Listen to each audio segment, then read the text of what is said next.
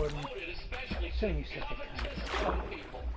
You can get things. You can get grades at school. You can get a girlfriend or a boyfriend. There's a book Lisa and I saw at a bookstore. It was right there at the counter. It was all pink. It had flowers and nice little pictures on it. And it was a little girl's guide to spells.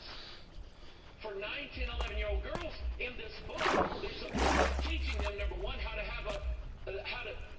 find the animal that is going to accompany you.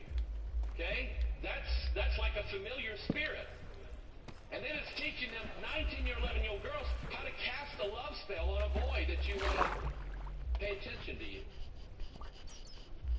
And I'm telling you, if you want things, there's no better place to ask than God, who owns everything. Bullshit, because I've asked He and not gotten owns shit. Nobody Nobody So number one, thou shalt not suffer which to live. And then look at verse 19. It's odd. It looks like it's odd that verse 19 is right next to verse 18. Thou shalt not suffer which to live. And then it says right after that, whosoever lieth with the beast shall surely be put to death. And then he that sacrificeth unto any... Going to sleep, Mom? Going to sleep or what? Yes. Come on, girls. Okay. You ready to brush?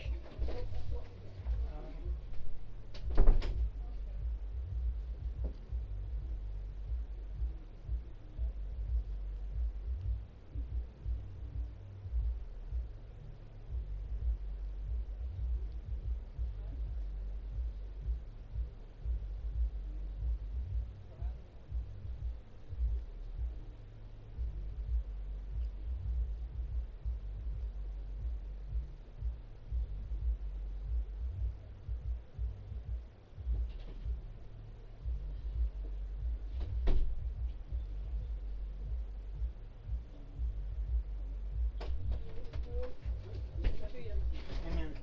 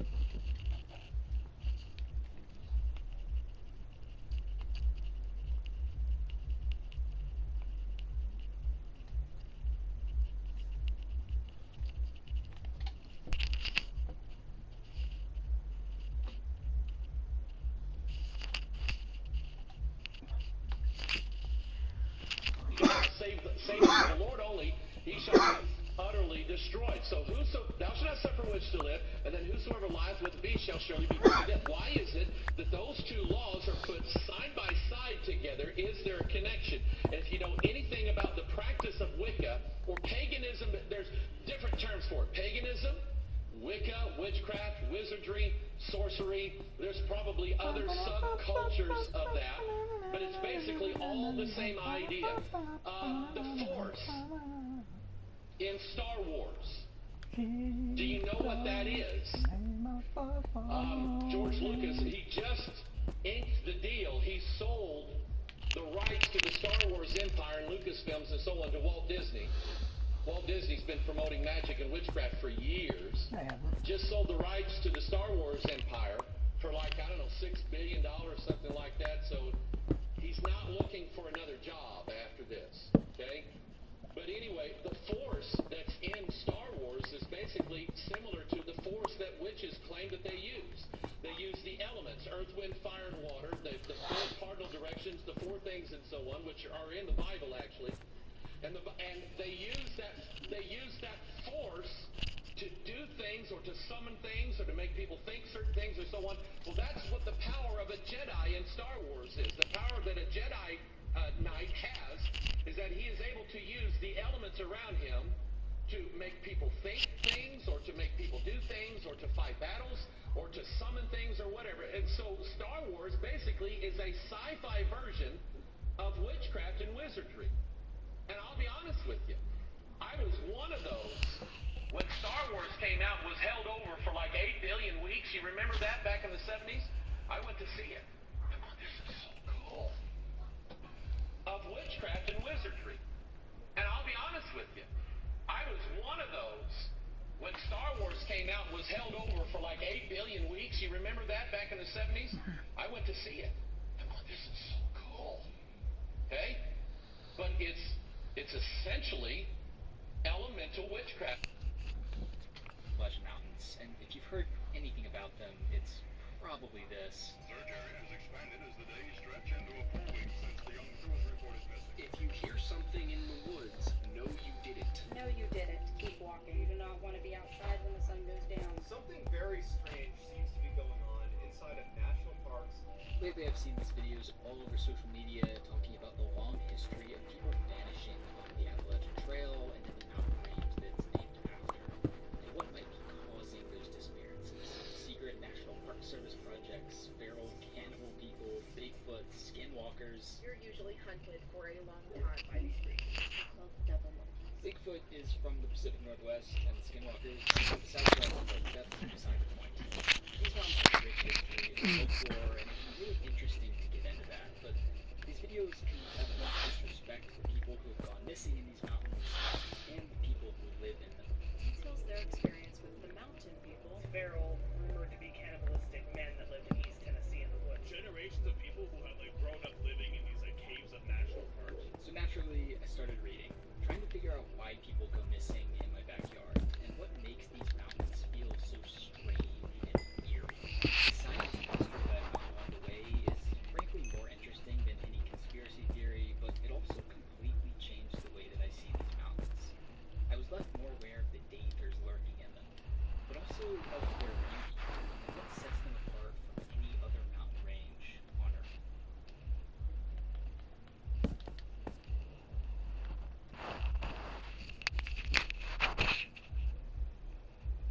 Most people think of the Appalachians as this area in the south, but they actually extend all the way up to this tiny island off the coast of Newfoundland called Belle Isle. You've probably heard that these mountains are some of the oldest on Earth. They started forming about 500 million years ago. It's pre-Pangea, pre-dinosaur. Fish had just appeared. It started out with one tectonic plate sliding under another, forming massive stratovolcanoes, but those mountains were eventually eroded down into basically just gravel. Then, 400 million years ago, those same two plates slammed back into each other, this time forming these huge, jagged peaks. And then, about 290 million years ago, Africans slammed into North America, shoving these mountains down, rolling them over each other, exposing rock hundreds of millions of years old, to form one of the most geologically complex mountain ranges on Earth. Since then, wind, water, and ice have carved these mountains into what they are today. And they continue to do so. Like, let's start with wind. Let's look at Mount Washington, New Hampshire, one of the coldest and windiest places in the world. The weather station has reported a 28-foot snowpack, negative 47-degree Fahrenheit temperatures, and a negative 108-degree Fahrenheit wind chill just a few months ago. At least 130 people have died on this mountain, and it's such a tough climb that it's used to train for Denali and even Everest. Needless to say, I think the weather out here gets a bit more intense than people give it credit for. Next, water. The southern Appalachian Mountains contain the rainiest places in the U.S. outside of the Pacific Northwest, as much as like 230 centimeters in some areas. Heavy rains have caused massive floods that cascaded through the mountains, carving deep gorges, and also allowed for the growth of the lush temperate rainforest containing thousands of species, many of them found nowhere else on Earth. Finally, ice. About 10,000 years ago, the northern Appalachians were buried under massive glaciers. As the glaciers advanced, plants and animals native to the north migrated south to escape extinction. When the glaciers retreated and the climate warmed, those species moved to higher elevations, looking for the colder conditions they were used to. A lot of species ended up stuck on mountaintops with no way of migrating elsewhere, evolving into a web of species found only here and some only on individual summits. Now you go up to the mountaintops here in the south and you'll find a landscape that feels a lot more like Canada. These are often described as biological islands, time capsules of a landscape that was widespread during the Ice Age. These mountains provided a habitat for huge groups of flocks of birds like passenger pigeons, which were likely the most numerous bird on Earth, traveling in flocks numbering in the billions. And what's cool is that the ecology is wildly inconsistent.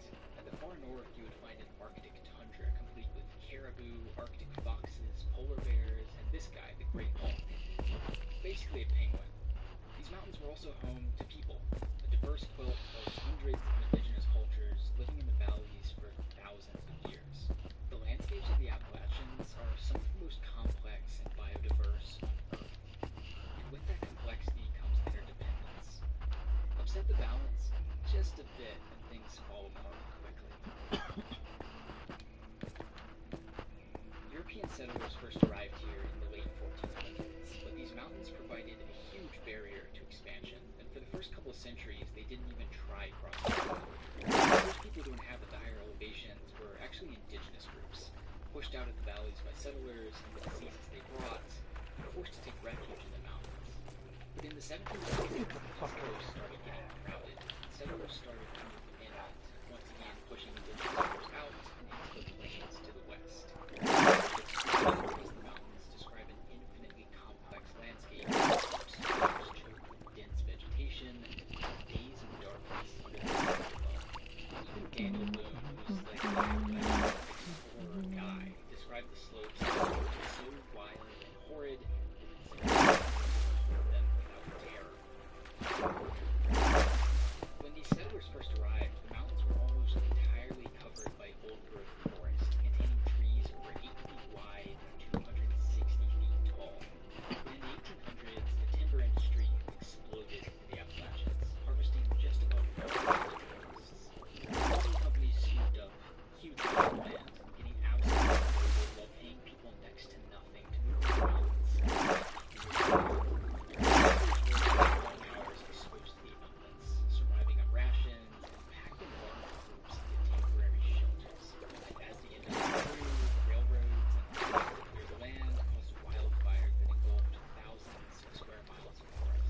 This forest around me is one of the only old-growth forests left in the entire Appalachian Mountain Range, and one of the only places on this side of the country you can find just like a really big old tree like this. Pretty much all of the areas surrounding it are clear cut. The logging companies went bankrupt before they could get to this spot. And then a few years later, it knocked out a bunch of land, but also missed it.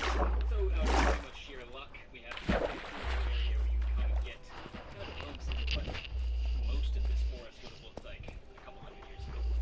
Mining in the mountains drove many species to extinction, including the passenger pigeon and gray hawk. It drove many others out of the region: bison, salmon, elk, caribou, and polar bears, just to name a few. The predators like bears and lynx had it particularly bad, but people kind of just didn't like them to be unintentional animals.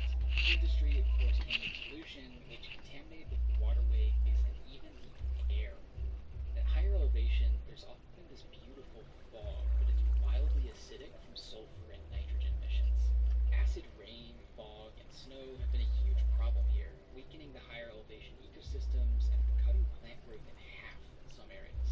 European settlement also brought invasive parasites. All over the Appalachians, you'll see these ghost forests, skeletons of entire tree species wiped out by parasites.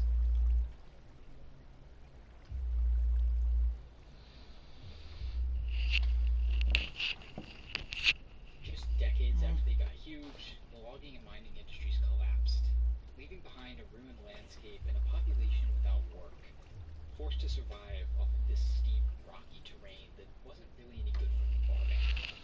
With no money and no good roads, these communities were pretty much trapped in the mountains. That isolation led to the development of a unique culture and folklore unlike anything else in the country. Combine that with the way that these mountains and their inhabitants have often been portrayed in movies, TV, and other media, and the cultural image of the Appalachians kind of starts to take shape. There's also just a spooky vibe here. Like, we know that the mountains are old, but you can also just feel it. The boulders, the twisted trees, the fog, it can be a bit eerie. It's honestly not that surprising that people think this is a creepy place where Where weird is stuff the just ox happens from? all the time. But it isn't. It's Where a place is the with a Ankh unique, from? and I'll be the first to admit, sometimes quite off-putting culture You guys and are fucking centuries of stupid. folklore. But that doesn't mean there are Where cannibals is- or skinwalkers hiding in the where is caves the and Ankh kidnapping from? unsuspecting hikers. The Appalachians have this reputation as spooky and haunted, but they also have a reputation as kind of the wimpy mountains on the other side of the country.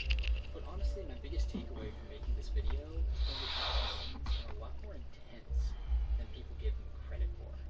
Sure, they're not as big as the Rockies or the Cascades, but this terrain is steep and overgrown, difficult to navigate, with weather that can go south really fast. You're probably familiar with You the fucking Appalachian nigger. Trail. I'm gonna kill you, It's a big Google. stretch of I am these going to mountains. kill you. The AT is about 450 miles shorter than the Pacific Crest Trail out west, but it typically takes people a few weeks longer to complete. This terrain is just You have to deceptively know, you challenging fucking to navigate. idiot. It was 400 years ago, and it still is I guess today. not. It's easy to get lost or injured, and hard to get found. The dense forest and steep terrain make it difficult for search parties to cover ground, and nearly impossible for planes or helicopters What birds are to spot in New someone Zealand? beneath the canopy below. Sure, these mountains You aren't guys as are fucking large as others, What bird is in New but that Zealand? doesn't mean they aren't just as dangerous. What bird is in New Zealand? Yes, no ox. Just as I this gotta give me a landscape bird. continues to present plenty of threats and hazards today, it continues to face plenty of threats and hazards of its own. Mountaintop removal for mining has literally blown thousands of square miles of mountains to pieces.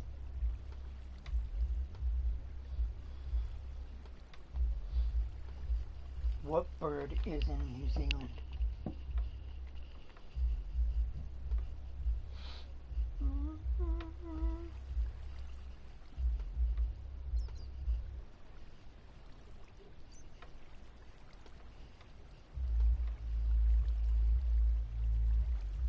Or pork?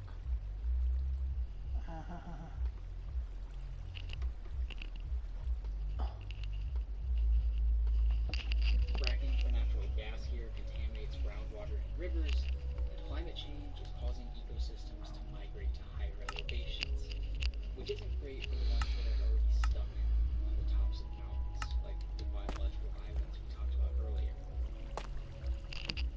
But a lot of things have actually improved. As the forest that was cut down 200 years ago has grown back and been more carefully regulated, many of the species that went with it have been returning too.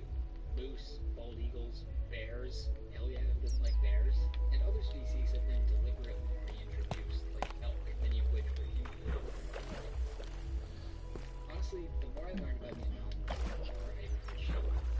As the home to some of the rarest and most biodiverse ecosystems on Earth, as one of the planet's longest running projects, and it's just a really beautiful place.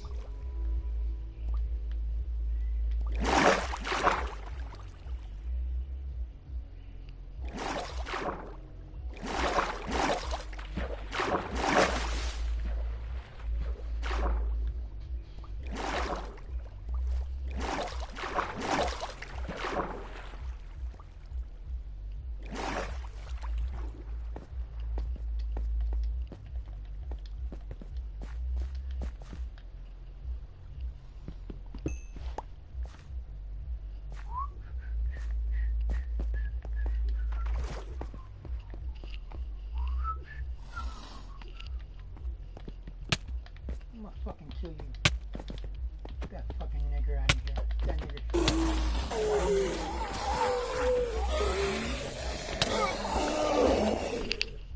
What?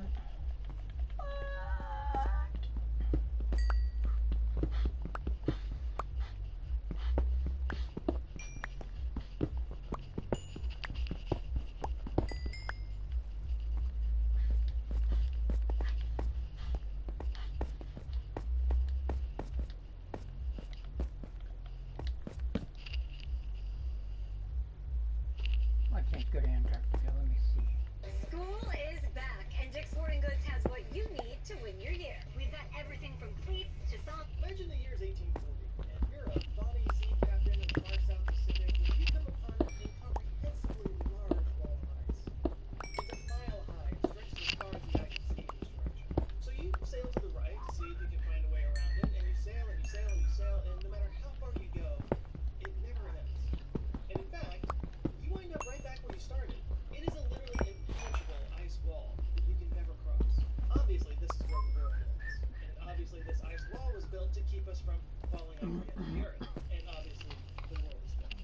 Except no, any Bonnie sea captain worth his salt would have known that the Earth was round in 1840. He would have known that he was traveling around in a circle. Nobody thought Antarctica was the end of the world. But in terms of accessibility, it might as well have been. Antarctica is a harsh, punishing, deadly place. It's next to impossible to survive. So even though the world did not end in Antarctica, it is kind of like a new world begins. There's a reason NASA trains astronauts for future Mars missions in Antarctica. It's basically another planet. People have only taken up residence in Antarctica in the last 100 years. It's still very much unexplored lands. In the old days, unexplored lands were rife with legends, myths, and speculations. Darby dragons and whatnot. And Antarctica is no different today. Yeah, I started looking into it, and I found a mountain of like wild stories surrounding Antarctica. This video is a look at the single most mysterious place on the planet. The food. Get to the bottom of what's going on down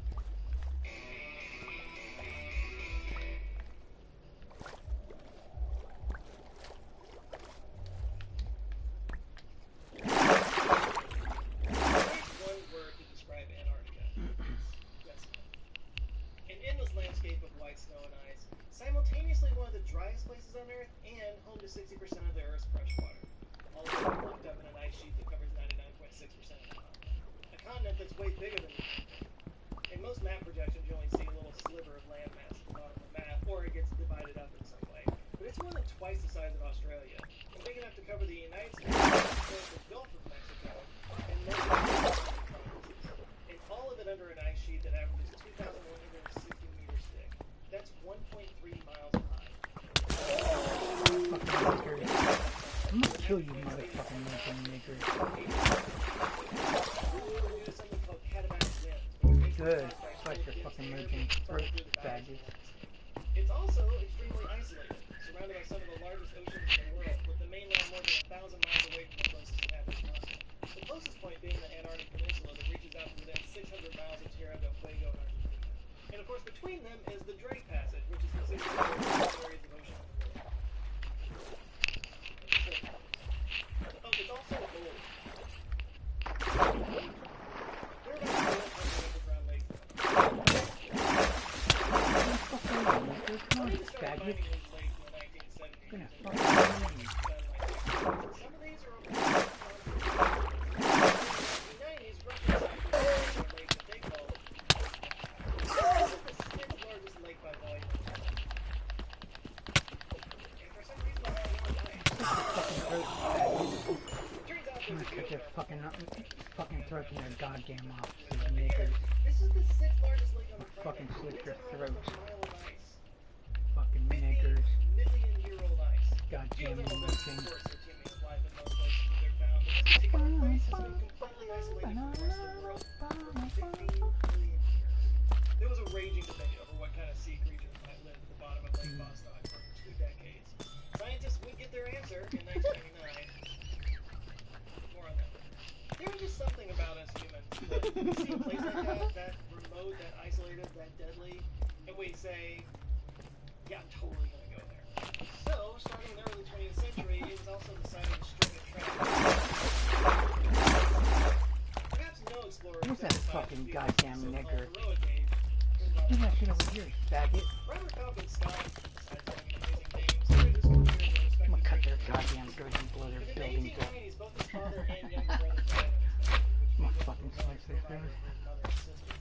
So he became desperate to elevate his status, but there just weren't a lot of advancement opportunities in the immediate plan. And then in 1899, while home on leave, he had a chance encounter with the president of the World Geographical Society, a guy named Clemens Markham. And he was funding an expedition to the South Pole, and he needed a commander, so yeah, Robert Falcon Scott jumped at the chance. So in 1901, he set sail on his ship Discovery with fellow explorers Ernest Shackleton and Edward Wilson. And they did. Star Wars lore.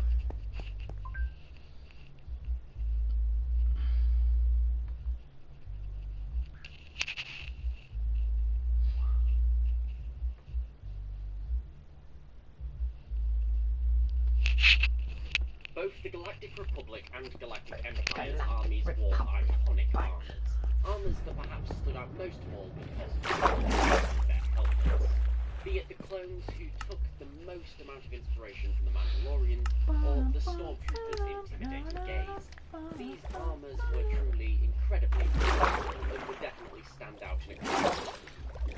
We have talked a lot on this channel before about armours for both the Republic and the Empire. However, we haven't really talked much about helmets in particular, and why these were possibly the most important pieces of equipment that these armies had. Not just keeping themselves safe, but also preventing galactic disasters. Now, you may be thinking, well, the head, the most important body. And yes, this is true. They offered much needed protection. However, neither clone helmets nor stormtrooper helmets could survive, say, a blast to the head. So why did they have the entire face covered? The natural rebuttal to this is saying because of environmental challenges, smoke, rain, heat, gases, etc. And this is again incredibly true. Their faces were protected from the elements and therefore they were able to focus on the battle at hand. However, I would argue that there is another very good reason as to why stormtroopers and clones continue to wear these helmets. Wow. You may note that they wore them even when they weren't fighting, when they were just standing guard or wandering around the base, or even when they're inside a building doing simple administrative tasks. There really isn't a need for them to wear a helmet at this point, because they're not going to be attacked, and they're not necessarily in hostile environments. Now the reason for this again comes back to the environments. In this video I want to be talking about disease, and this is something that is very much given very little context in the Star Wars universe. We hear numerous mentions and have numerous stories about plagues, viruses, etc. But these are nearly always about slaves, and rarely happen outside of what population center. But now let's talk about why exactly this affects clones and stormtroopers. So at the end of the day, the soldiers of the Empire and the Republic are moving around a lot. They went from world to world, either liberating or conquering the population. And this is an entirely different environment, mixing with countless different species, different flora, different fauna, and being in such a wide variety of environments, it means that they're effectively going to be surrounded by such a diverse range of germs, diseases, and viruses. Things that their human/Mandalorian bodies were not equipped to deal with. Again, this is something that in the Fallout lore.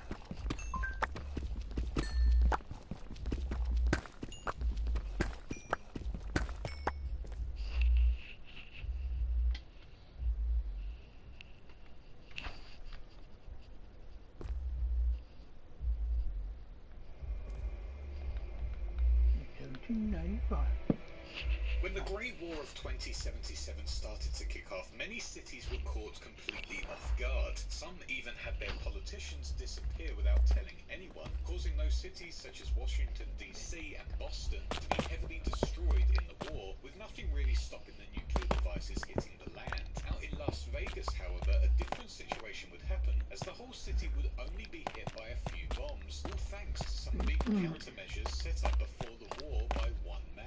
This man would be one of the greatest minds the world had ever seen, especially when it came to new technology, and because of everything he had established before the war was even on the table, he was easily one of the wealthiest individuals within America, and if not the whole world. Surviving the Great War, this individual named Robert House would go on to amazingly live for 204 more years, and would now run Las Vegas's strip within the New World, naming it simply New Vegas. So what is the story behind Mr. House? How did he get to where he is today? How did he survive the Great War? What is going on in his life in the year of 2281? Well, in today's episode, we will be exploring the full life of Robert House and how he came to be the ruler of New Vegas. This is the story of Fallout's business tycoon, and this is the story behind Robert House, otherwise known as simply Mr. House from New Vegas.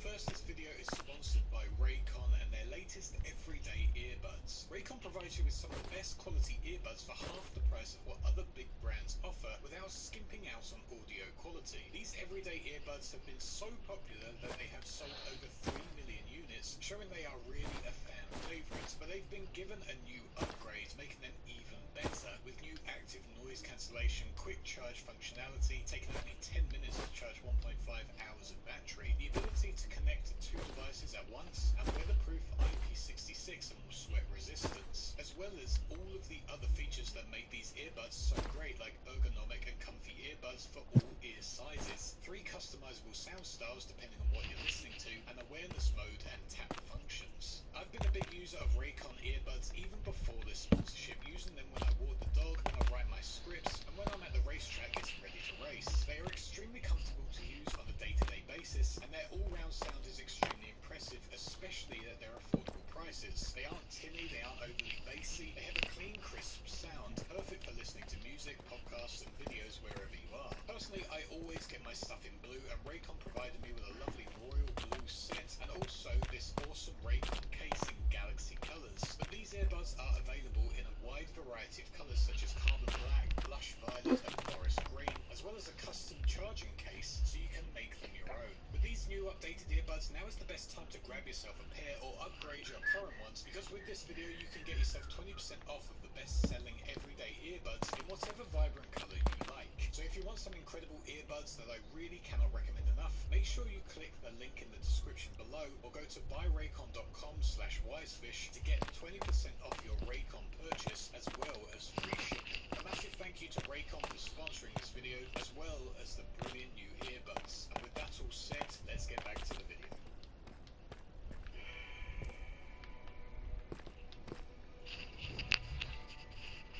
The year was 2020, and whilst our universe was stuck inside, trying to stay sane whilst the virus was taking over the planet, in the Fallout universe, Robert House would be born on the 25th of June within Las Vegas, Nevada. Unfortunately, Robert's life didn't get off to a good start, where at the age of just 2 years old, he was going to be orphaned due to his parents being both killed off in a freak accident that involved an autogyro and a lightning strike. Not only that, but he was also cheated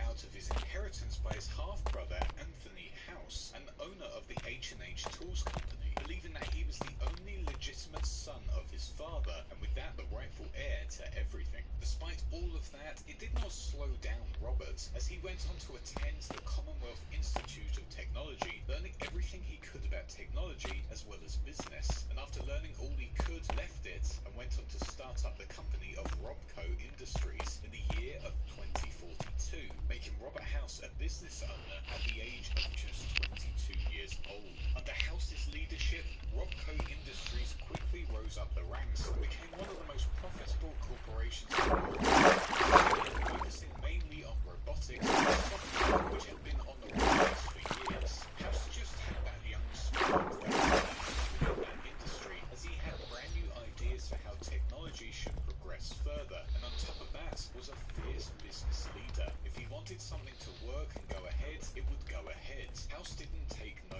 for an answer, even at his young age. By this point, House was so successful that even his own peers were envious of him, and the tabloids frequently wrote articles about him, stating he was a phenomenal yet eccentric businessman. It's unknown if this is factually correct. However, House has stated himself that at the age of just 30 years old, the company he founded was so successful that it had amassed a net worth of $30 billion or more, really going to show that Robert House was the next big thing, and he did it all without his father's inheritance or his half-brother's help. With House now one of the wealthiest men alive, he began investing in a ton of other corporations and early projects, and started investing in the companies of Repcon Aerospace, the Lucky 30 Hotel and Casino located in Las Vegas Boulevard, and even took over his half-brother's inherited business of H&H.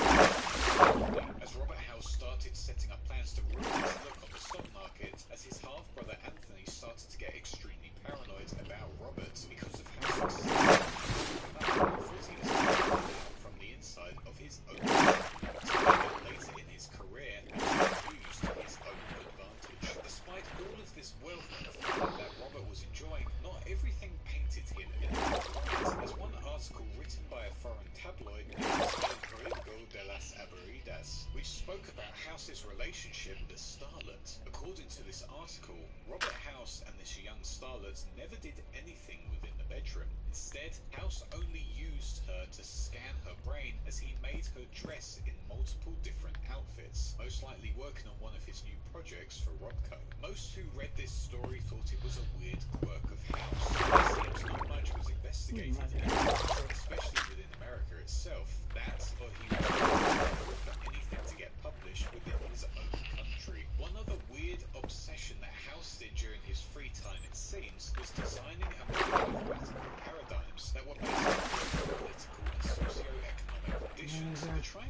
everything that was going to happen within the future, most likely to get ahead of any business ventures and to move money about if the stocks were looking a bit dodgy. These little experiments came to light the most within the year of 2065, where they went on to predict that the world would be engulfed in a nuclear war within the next 15 years, around the year of 2080. And with that prediction coming through for House, he quickly got to planning. But before working on anything, Robert went on to attend a secret meeting along with other high-ranking American corporate CEOs who confirmed his predictions. Attending the meeting alongside Bob Howard and Bob Hoskins of Vault-Tec, Frederick Sinclair of the Sierra Madre, Julian Masters of Repcon Aerospace, and Leon von Walden of West-Tec, Howard went on to state that they were planning to detonate the bombs themselves to make sure that they could continue to profit massively from it. Here in Vault-Tec's plan of placing people inside vaults to allow communities to continue into the new world, House argued they wouldn't work as they were too confined, and people being put together for long periods of time would drive them utterly mad, making him question if vault dwellers would actually live long enough to see the new world, and if they'll be any better off than those who stayed on the surface. It could also be argued that even though this secret meeting might look like House was all for the nukes going off, and these corporations would continue to profit from it, House actually would have rather the world stayed the way it was, and he kept doing the business that way. After all, thanks to his ventures in the Lucky 38 casino and his many other businesses, he was a billionaire, and obliterating the world wouldn't have kept him as such, initially at least. That isn't canon, however. This isn't part of the lore. That's more of a personal gripe with this secret meeting from the TV series. However, that said, he would go on to own all of the Las Vegas Strip as a result, so you could argue that it benefited him in that way. But I still think if the bombs hadn't been organised, House could have purchased most of it at some point anyway. But despite all of that going ahead with the secret meeting and House's calculations predicting the bombs to fall around the year of 2080, he finally got to work making sure that his city of Las Vegas would survive the nuclear apocalypse that was going to devastate America, but more importantly, making sure he survived as well so that he could continue his work and business within the new world. However, it might look. House came up with multiple plans to make all of this work. His first was to make sure that if any of the nuclear bombs came towards his city, he was going to install countermeasures that would disable them mid-flight, turning them into duds and unable to destroy Las Vegas. If any were to make it through his initial plan, he would then go on to set up other factors that would directly destroy them without them going off. When it came to his own survival, this was a different plan altogether. With this, he would go on to place his physical body, which had been heavily enhanced, into a life support device, which would mean his physical presence was removed from the world completely. His brain, however, would go on to be wired directly into his massive information network that he had been developing for many, many years, and all through his enormous supercomputer. With all that set up and put through some testing, Robert House was ready and prepared for whatever might come next. Or so he thought, anyway.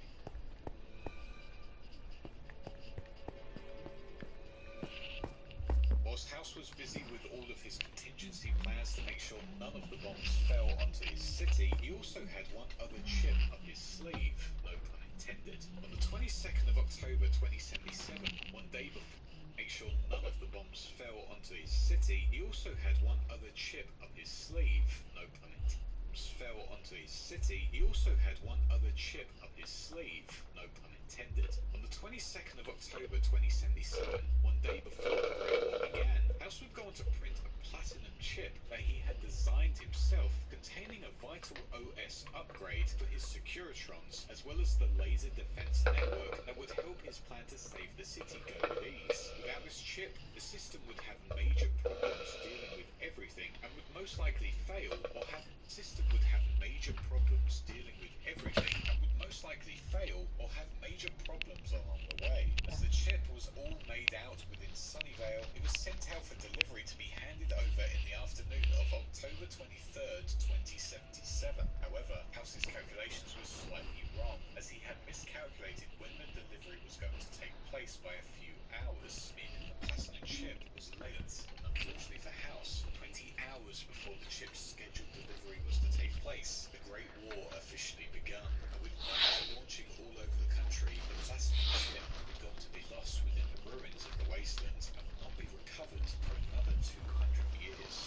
House not having that vital upgrade it needed for his Securitrons and the laser grid defense, his system went through multiple crashes, trying desperately to protect his precious city. But luckily for House, most of the nuclear warheads that were aimed at it were unable to get through as his forces had miraculously fought them off. House's plan that was so carefully thought out early on almost came crashing down around him because of some miscalculations and an extremely temperamental system that kept failing at different times. With the Great War over though, House had technically done what he set out to do. Las Vegas was relatively saved even if some bombs had made their way through. However, with all of his systems running on old software, a lot of House's life-preserving measures were not working as intended, the same as his security forces, which resulted in House being sent into an extremely long coma, and without his presence being there, the remains of Vegas being picked over by the wasteland it sat in. This wasn't the end for Robert House, however. Thanks to his incredible life support device and all of the enhancements made to his body, whilst he was in a coma, he would eventually wake up to the new world and start to rule over his city once again, bringing in a new age, a Las Vegas. Hey, we're gonna take a quick break. We'll be right back. Fucking idiots. The year was now 2138, 55 years after the Great War had taken out many of the cities of America, and the incredible corporate entity of Robert House finally awoke from his long coma. House was smart. He didn't jump straight into action, announcing to all that he was back to rule over them. Instead, he stayed extremely quiet, hid inside his Lucky 38 casino, and looked out for any signs that might help him out on his new goal. After 138 years of waiting and observing the land around him, House finally emerged on the world stage once again in the year of 2274, as his Securitrons under his command emerged from out of the Lucky 38 to start doing their rounds and forming some order over Las Vegas. The reason for why these Securitrons jumped into action was all thanks to the new California Republic scouts who had made it to the Hoover Dam, triggering alerts all over House's home and releasing them out into the world. House knew this was the perfect opportunity to assert his dominance on the land, and with that enlisted the help of raider tribes living within the newly named New Vegas. These raider tribes under House's leadership renamed themselves as the Three Families, including the Chairman, the Emerters, and the White Glove Society, who together with House and his forces helped rebuild the city once again, and with it established the free economic zone of New Vegas, placing Robert House as its president, CEO, and sole proprietor to make sure they were fully set up and ready for the full arrival of the NCR's army, who were now arriving in full force into the Mojave and looking to take the Hoover Dam. House knew that with the NCR's help he could get the Hoover Dam working, which would generate power all over New Vegas, and with that plan gave the NCR permission to use the defunct McCarran International Airport as their new headquarters. In exchange for their help with the dam, and together the two factions signed the New Vegas Treaty, which allowed the New Vegas Strip to be safe from any annexation attempt by the NCR or anyone else. With all that coming to light and the new families being set up within the New Vegas Strip, it was a time of prosperity for House, as New Vegas became a major power in the Mojave Wasteland. By 2281, had a strong connection with the NCR, who had multiple trade deals with them and helped his city thrive even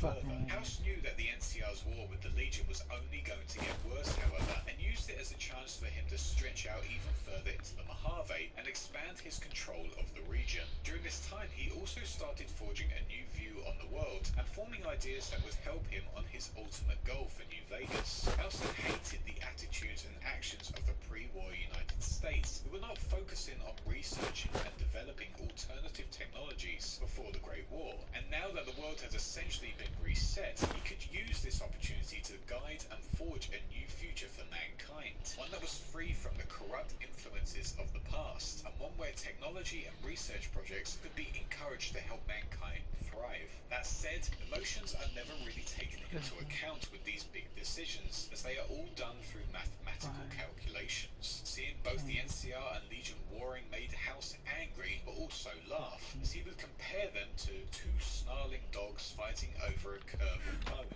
also claiming that both the NCR and Legion, and other factions for that matter, are just regurgitations of the past, and they offer nothing of a new future for mankind. They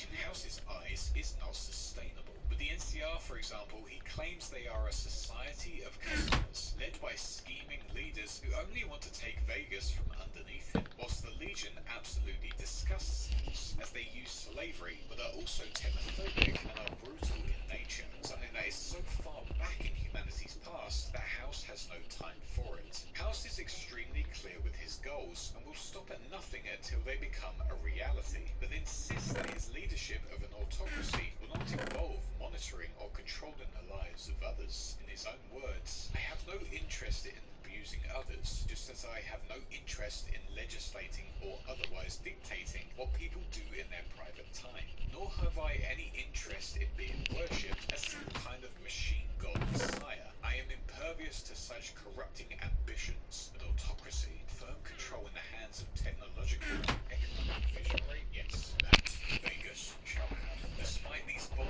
views for a better civilization, working with the NCR only to help boost his own ambitions for the moment, House never left the comfort of the Lucky 38 during his time in the New World, as he just used his Securitrons to do all the work for him. No one else also entered the building, as it was completely off limits, making House extremely mysterious to those venturing into the Strip. That said, just next to him was also the people of Vault 21. Without hesitation, House made an offer to them, a gamble for ownership of the Vault, which he would indeed win, as the House always wins, which he would then strip of all of its useful technology, and had plans to permanently seal the Vault away by filling it with cement. Sarah Weintraub, however, one of the Vault dwellers from Vault 21, argued that it could be valuable to House on the Strip, and instead of sealing it off, they could turn it into a hotel instead, as it still had all of the casino equipment inside it from the Vault's experiment, and with it they could profit from those visiting the city. With this pitch being heard, House agreed that this was more beneficial to his city, and with that, the Vault 21 hotel was officially set up, giving the people of the Mojave a luxury place to stay within the heart of New Vegas. New Vegas was thriving during this point, with so much to see and do, but Mr. House had one thing on his mind, something that had been on his mind ever since he was put into a coma 2 centuries ago. That was getting his platinum chip and using it to upgrade his security OS. House had been looking for this chip ever since he woke back up, and his Securitrons were roaming the land, spending millions of caps on scavenger teams and prospectors who would dig through all of the rubble of the old world, and eventually one day they would find it within the ruin of Sunnyvale, 204 years after it had been made. With the chip being recovered, House knew he couldn't just have it delivered the standard way, and immediately set up a layered plot that involved multiple couriers to distract anyone who might know of the chip's importance. Whilst one courier would handle the delivery of the platinum chip, the other couriers would carry packages that were mainly miscellaneous junk to try and throw off anyone looking for this special package, and on top of that, mercenary teams were paid to screen the routes that they were to be taking. Courier 6 would officially be the one to make this crucial delivery for House's ultimate plan, but like it did 204 years ago, the platinum chip would not make its journey to the Lucky 38, as it would be intercepted by the chairman's leader named Benny in the town of Goodsprings, after he was informed of the chip's existence and route by the modified Securitron named Yesman, who used a backdoor into House's data stream. Benny had one plan, and that was to use the chip as a means to gain control of the Strip as a whole and make it a fully independent power in the wasteland, free from the machines of his employer. House did, however, have spies placed throughout the wasteland to keep an eye on matters going on, more specifically a Securitron named Victor, who reported Benny's actions back to House, alerting him to the problem he now faces and who had stolen the platinum chip from him and taken out his courier. House was furious that he had been betrayed by one of his 3 families, and more outraged at the fact that it was Benny who was the man who did it, with House claiming that he was a potential protege and a right-hand man, able to achieve tasks he alone could not. Despite his rage, House had to hide all knowledge of what he knew, saving it for a time when it best suited him, so he could get the upper hand on Benny. Victor, however, also gave some new news to House along with the tale of Benny. That news being that Courier 6 had actually survived Benny's interception and was back on their path to the Strip from Goodsprings. With that brilliant news, House started planning an invite to them, inviting them into the Lucky 38 in the hopes of using their want for revenge on Benny to reclaim the platinum chip ship, and finally, after years of waiting and countless problems, used it to upgrade his security forces' operating system. The courier would not only have to deal with the struggle between House and Benny, they would also encounter the heated conflict between the Legion and the NCR, as well as other factions living within the Mojave Wasteland, meaning their view on everything going on and what was best for humanity would be swayed due to their actions. The courier would essentially get multiple choices to make about which direction this part of the wasteland goes. That said, if they were to go against House's wishes and actually take him out once and for all, we would get a further insight into how House views the choices that have been made, as well as the factions behind them. If the courier were to choose the NCR as their main faction to back, House would tell them plainly that they are all snakes, and the courier is just a sad, misguided whore. That said, if they chose the Legion as their main faction, House would be utterly disgusted and horrified at the prospect of slavery being humanity's future. If the courier went against all of the odds and actually sided with the man who tried to kill them and put their faith in Yes Man for a free, independent New Vegas, House would simply reply that their little vanity project is doomed for failure. The other two options would be with the courier stating it was just business, which House would say that they should have worked for him if what they wanted was personal gain. But if the courier simply states that if they just didn't like House at all, then House would not sympathize at all either, calling them a fool for letting their feelings about him ruin humanity's future. Ultimately, it is up to the courier whether Robert House continues to keep on living or if he finally gives up the ghost. With that said, however, Mr. House is an extremely intelligent man who comes to some bold conclusions about what will happen in the future. Whilst he made a few errors that almost cost him everything, he got through it all and has continued to live for 204 years since that massive day that changed the whole world. Whilst it's unknown what the canon ending would be for Mr. House, I'd find it hard to believe that this was the end of his journey and would somehow find a way to survive whatever happens. Maybe even knowing ahead of time that the courier might betray him. But even if he did die right here and now in 2281, I think it's safe to say that his legacy will live on forever. He was the man that denied the destruction of one of America's biggest landmarks and continued to be a successful businessman and leader even after the world burned around him. House is easily one of the strongest individuals in the land, and without him, the Mojave and Nevada would most likely be in a much worse place, where the only factions who inhabit it were just remnants of the old world who would only want to bicker and fight like the United States did back before the Great War. Whilst this rule might seem cold, calculated, and without emotion, you can argue his worldview is the best for the whole of America, as he wants to see this new world blossom into something new and great.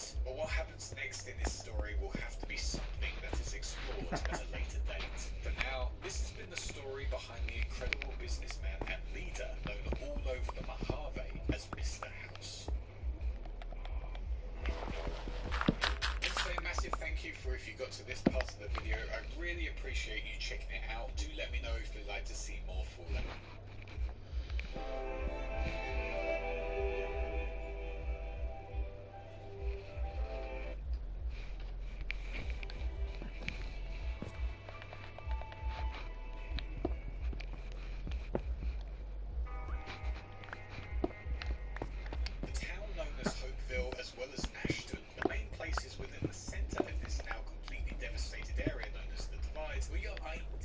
American areas. The people living there were always living the American dream. They lived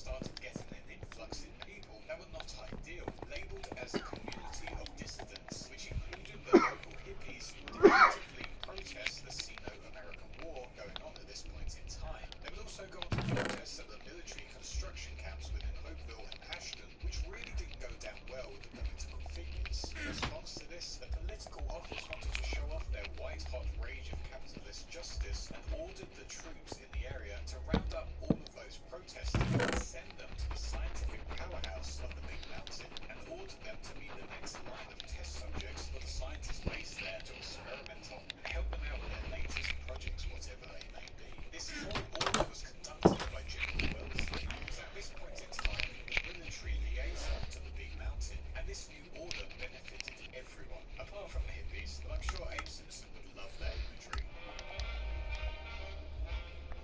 As the Great War finally came around, it seemed that building the missile complex near fault lines would be an extremely bad idea, as the whole area would be pretty much deserted by the army serving here, and it would appear the war came to the military officials here way too fast, and they were forced to leave the area, but were destroyed in the nuclear bombs falling, leaving behind all of the nuclear missiles in their underground facility, now just sitting there gathering dust, with none of them being fired in the war at all. The most terrifying thing, though, is that they are still ready to be launched if anyone were to find them and utilize them for their own good. For Hopeville and Ashton, they remained with people still staying in them, trying to keep the American way of life going, but most affected by events, were completely devastated by these places out there. However, the experimental weather system created by the Big Mountain would still be in effect, making it a death trap to venture to, as the land was covered in storms. As mentioned, a small community would still continue to try and live within these storm-covered lands on the edges of California and Nevada. Those living within the old world, as they called it, within Hopeville and Ashton, were extremely stubborn and constantly stated that this was their home and they would live there no matter what, and would be inspired by ancient symbols and technology of the old world that was located within the area. The early years during the post-Great War era were extremely hard, but they survived it all, and new generations were raised in the area to continue their way of life. By the 23rd century, this whole community was thriving a lot, all thanks to one individual they all just named as the Courier, who would willingly venture into the dramatically changing weather of this area and deliver vital packages to the community to help them get through the extremely tough times and build up their little community. It's not known why this Courier decided to do this journey to help the people of the old world. Maybe they knew someone within the area, maybe they came from this area, or maybe they were just an extremely selfless individual who wanted to help all of the communities of the wasteland, whilst also being paid for it. Either way, the community living in the old world absolutely appreciated everything they did for them, and it's absolutely certain that they wouldn't have survived without this Courier, for now anyway. Now living in a thriving, self-sufficient society, the residents here styled itself as the Divide, which would be named that not because of the giant crack in the earth that is visible on it now, but because it was the perfect bridge between the East and the West, the new California Republic and the Mojave Wasteland. With how well this community was growing, it seemed to many that this group of individuals was becoming the new Shady Sands, the precursor to the NCR. The people of the Divide theoretically could go on to set up their new grand society, one that was much better and more appealing to many than the NCR and the Legion, and be a brand new superpower across the whole of the wasteland. And maybe if they didn't get a corrupt leader or anything, could bridge the gap between both the East and the West, somehow bringing together Caesar's tribes with the great houses of the NCR and help rebuild America once again and combine the flags into a new banner, utilizing all of the flag symbols. Essentially, that whole community was like its name of Hopeville. It was indeed a place of hope. Hope for a brand new world, not one like the old world anyway. It was a fantastic plan, but unfortunately before anything could be set up, the NCR had arrived on the scene and moved into the area following the trail that the Courier had marked out. With the NCR traveling this new path they had discovered, they would go on to set up their secondary route here into the Mojave, which reduced the traffic on the Long 15 to the core lands of the NCR. Sadly for the community living within the Divide, this new wave of NCR forces moving in and taking stuff for themselves helped their army and merchant houses back in the capital to thrive even more. Despite it being a storm-wrecked region, that was just a minor hindrance to them. They would benefit much more from having this new path open. It became evident to Caesar's Legion that the NCR now having two paths into the Mojave was a major problem, and their whole strategy for pushing them back was going to need some major changes, as the NCR now had an incredible logistical advantage despite being heavily sabotaged in the period leading up to the first battle of Beaver Dam. With the battle a few months away, Caesar took action as he would go on to send in a group of Frumentari and assassin cut the supply line, and stop the NCR from having the long 15 road, which would then continue on out within New Canaan, where he would completely destroy the whole of it, utilizing his most formidable frumentary known as Ulysses, who together with the tribespeople of the Whitelegs found out in Zion Canyon, would completely wipe out New Canaan once and for all. There was another secret reason for why this area was targeted, and that was thanks to a man known as Joshua Graham, who was once part of Caesar's Legion, actually being one of the co-founders of it. After the failure of the First Battle of Hoover Dam, Graham was singled out as the general that failed Caesar and was sentenced to death, being burnt and thrown off the Hoover Dam. But somehow he survived it, and now had become a legend throughout all of the Mojave. Caesar couldn't allow this, and found that he was based within New Canaan. But when the attack happened, Graham wasn't there, and had gone away from the camp that night. When he returned though, he had witnessed everyone in the area had been slaughtered, the elderly, women and children all slaughtered in the dead of night, all to send a message, but yet still failed in the main goal of killing Graham. After that, Caesar's Legion continued on targeting caravans out west, desperately trying to find a way to hit the NCR where it hurt the most. With the First Battle of the Hoover Dam now long over, the courier would rise onto the scene once again and travel to the Divide once again after being away for a good while, bringing with them a single package from the faraway Navarro, which had been recovered by the NCR. The NCR had hoped that the people living within the Divide, those who lived among the silos who surrounded themselves amongst old world symbols, would be able to tell them what those symbols meant, as they were also on the package being delivered by the courier that was recovered from the old Enclave base. This package, however, would sadly go on to be the ultimate downfall of this community filled with hope. You fucking idiot. Get over there. As the package arrived within the Divide, with the people living there accepting it, the device suddenly opened up and activated immediately. It went on to link up with all of the launch computers hidden within the dormant silos, talking to them and sending them all launch codes and security overrides. With all of the warheads now primed and ready, they suddenly started exploding while still underground, which triggered a massive earthquake that completely ripped the land in two, utterly devastating Ashton, Hopewell, and the military facilities that were all above ground, helping the name of the Divide have a certain meaning now to anyone who was unfortunate enough to witness this land. With the massive earthquake happening, this once beautiful land became completely cracked open, a blighted landscape with all of the dirt and sand that was created in the process being kicked up in the air by the artificial storm circling the area, making it look like a gigantic tornado surrounding the whole area, one that could completely skin anyone who ventured into it. Because of how horrific this weather now was, thanks to the debris in the air and the big mounting experimental weather system, the people within the area were being completely flayed alive, with many perishing because of the actions of this weird old Enclave device that had been brought into the area by the once helpful courier. Amazingly, however, not everyone within the society died. They had survived the nuclear blast, debris being thrown into the air, and a massive earthquake, but they were now young people, being majorly affected by the radioactive storms and hit with the dust from them. They would go on to be heavily mutated and a terrifying sight to all those who bumped into them. These people were now known as the Park Men, who were still band together in their little packs, looking after each other by repairing their armor and weapons with whatever they could find within this new Divide that had been created. There was only one man who fully survived this ordeal without any mutations or problems, Iron thanks seems to to the be, stars and stripes on his jacket, which the medical machine seemed to mistake for a US military uniform. Because iron and copper Ulysses, who was able to would walk get out of the plenty Divide of. whole on the outside, completely broken within. Get plenty of it. It's not so much to work on. Love that too. Shut the fuck up. With the Legion still licking their wounds from what had happened after the First Battle of Hoover Dam, the complete destruction of the Divide was seen as a massive victory for them. This was mainly because the second trade route for the NCR had to be completely shut off due to the storms becoming even worse and the debris being too dangerous to venture through, and thus the California State Route 127 going north around the mountains was completely cut off. Some companies who were loyal to the NCR tried to make the trade route work, probably believing if they could go through it, they could get the monopoly on trading, but as they did, they were completely torn apart before even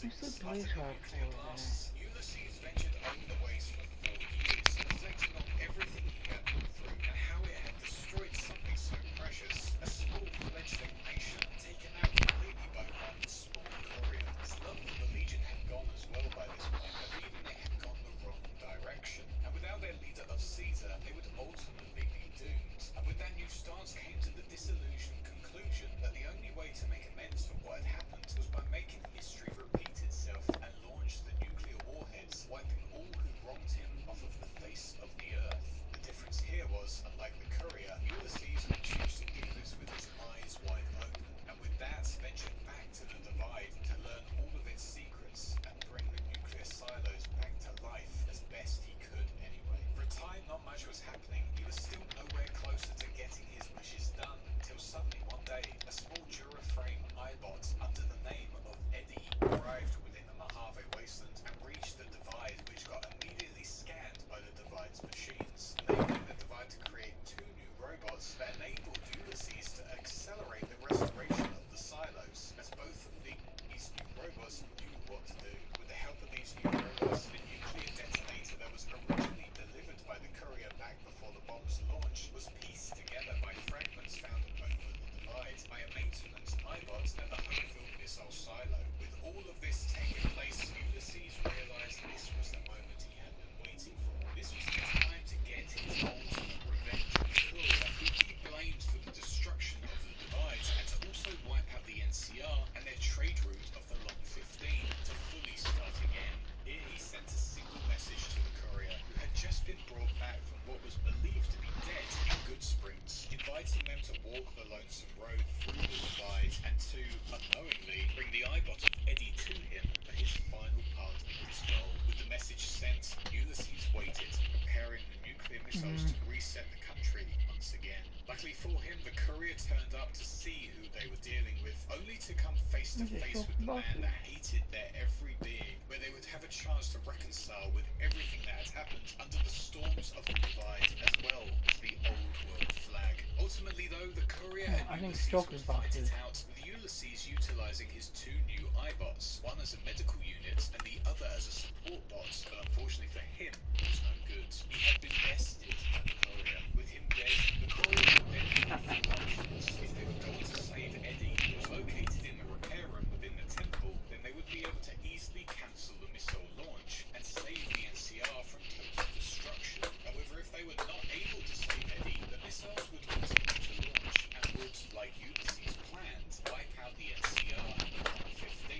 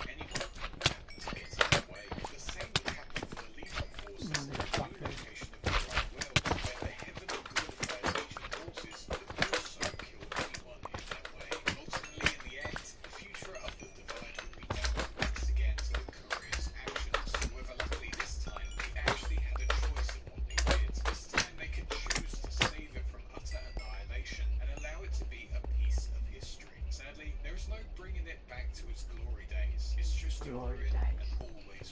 Don't bring me back to his glory days. And teach future generations of a world that once was. And maybe one day the weather will calm down and people can venture into it once again. Or if the missiles have been set off, it will be plunged into even more destruction, and its history will be burnt alive in the fires. As mentioned, the fate of this area lies in the hands of two couriers, Ulysses and our unnamed courier. But for now, this has been the full story behind the absolutely devastated and terrifying area that is known all over the wasteland of both the East and the West, simply the Divide. The lights flickered across the divide. Reminder that the old world histories persist and find meaning in the present. It's war. Never changes.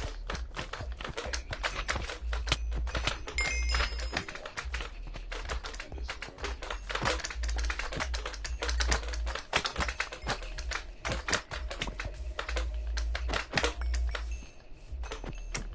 I want to say a massive thank you for if you got to this part of the video. I really appreciate you checking it out, and do let me know if you'd like to see more New Vegas lore in the comments below. Also, a big thank you to my patrons for supporting me and allowing me to do this as a full-on career, including my small fishes, big fishes, Greg and Noxvox, my YouTube channel Wise Ones, Video Gamer 75 and Sif6, my Sharks Alpha Career, Jason X117 and Nina Park, and my Megalodons, Bad Clams 83, Instant Thoughts and Sinus. If you also want to support this channel, the links are down below, including my merch and social media accounts. Please do check out my other Fallout videos down below, as well as all the other games that I cover. Give it a like, comment and subscribe to help get them out there. And finally, with all of that said, I shall see you all in the next one. Cheers.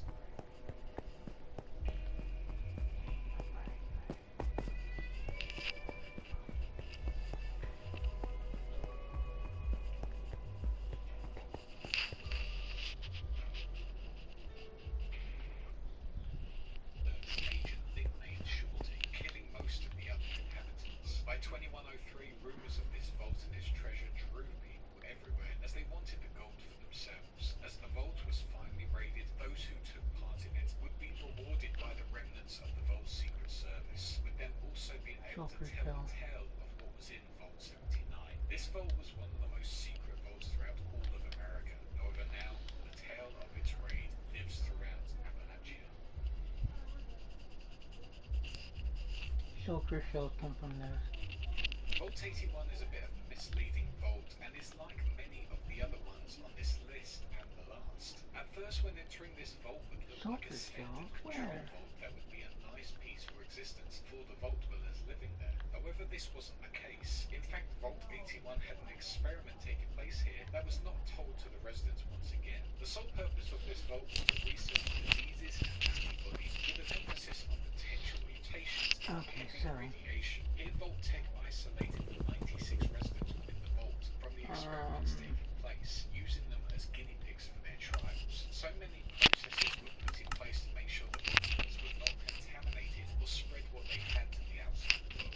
All was set up for the vault to make sure these experiments would go exactly as planned. However, they made one mistake. That was assigning Dr. Olivier as the overseer. Dr. Olivier disagreed massively with these experiments and went against Vault-Tech's ultimate plans, stating that if human trials were to take place, they would blow the whistle on what was truly going on. However, Dr. Olivier realised if she did blow the whistle, this experiment was far higher than he thought, having financial investors from the federal government, meaning it would be much harder to expose them. As the Great War came, Dr. Olivier got the call to alert the scientists. However, she refused to do it, to make sure the experiments didn't go ahead. However, there was one problem. 3 more scientists had arrived in the vault asking questions about the vault's drills. These scientists helped the team crack on with their experiments. However, Dr. Olivier kept an eye on them, making sure they didn't get to the human testing part. As it finally got to that stage of the experiment, Dr. Olivier disabled all the delivery systems, cutting off the scientists from infected vault dwellers. She also sealed off the access point to the secret part of the vault where the scientists were located, making sure they could never go on with their plans, also killing the 3 outsider scientists in the process. Dr. Olivier was regretful of what she had done, however knew that the scientists on the other side would have enough food and water to survive. The scientists, however, continued with their research and used mole rats as their main source of testing. As time went past, the scientists would eventually die of old age, and the sole responsibility of the tests and the cure would lie in the hands of the Miss Nanny Grobroll named Curie. By 2204, Curie had created the cure, meaning the Vault's true goal had been achieved. At the same time, Curie became self-aware and patiently waited within the Vault, hoping that she would get a response from the Vault's security, or get a new order for her to leave the Vault and begin a new line of research. By 2277, the rest of the Vault dwellers could not isolate themselves any longer, and Overseer McNamara opened the doors for the first time to make trade links, as they were quickly running out of resources. This event helped the Vault dwellers to make vital repairs to their deteriorating Vault, as well as bring in more food and medical supplies. However, a lot of the Vault dwellers detest this decision, as they had a very xenophobic mindset, distrusting anyone who stepped foot in their precious home. By 2287, the Vault continued to let in a small selection of individuals to make trade, but still kept isolated from the outside world. Within this year, however, one individual named Bobby DeLuca would discover the secret part of the Vault where the scientists once were and ventured in, revealing all of the diseased mole rats who inhabited it. Another individual named Austin would be bitten by these diseased rats, leading him to need immediate treatment, forcing someone to go and find the cure the scientists had been working. Whilst in the end, Vault 81's experiments didn't fully go ahead, the secret Vault with all its experiments still remains, and with it, the cure to the many diseases the scientists were playing with over the many years they inhabited it.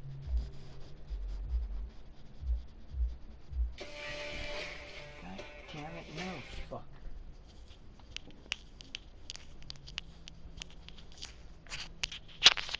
Immediate treatment, forcing someone to go and find the cure the scientists had been working. Whilst in the end, Vault 81's experiments didn't fully go ahead, the secret Vault with all its experiments still remains, and with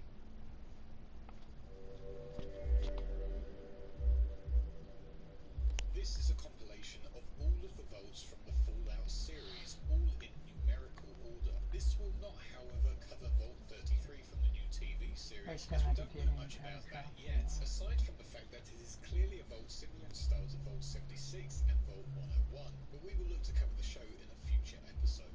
This compilation will also include all of the non-canon and cut Vaults from other planned Fallout games and the extended universe. Also, a big apology for all the difference in microphone sounds. I've upgraded this setup since these videos, and unfortunately there's a big difference, but hopefully it's not too distracting for you. But with all that said, sit back, relax, and enjoy some Fallout lore as we explore the horrors of what was known across America as Project Safe House, the saving of humanity from nuclear war, but also an opportunity for Vault-Tec and the government to test on their public. This is all of the Vault lore from the Fallout universe.